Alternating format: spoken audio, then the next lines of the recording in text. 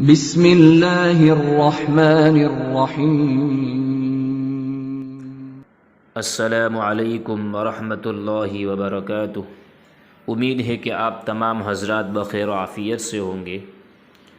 ہم نے ایک ویڈیو میں نماز جنازہ کا طریقہ بیان کیا تھا، اس ویڈیو کی لنک ڈسکرپشن میں دی ہوئی ہے کہ پہلی تکبیر کے بعد کیا پڑھنا ہے، دوسری تکبیر کے بعد، تیسری تکبیر کے بعد۔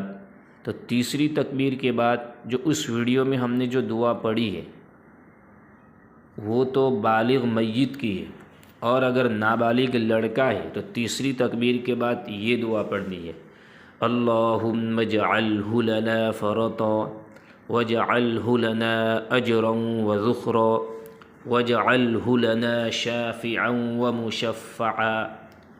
اور اگر نابالغ لڑکی ہے تو تیسری تکبیر کے بعد یہ دعا پڑھنی ہے: اللہم اجعلہا لنا فرطا واجعلہا لنا اجرا وذخرا واجعلہا لنا شافعتا ومشفعا۔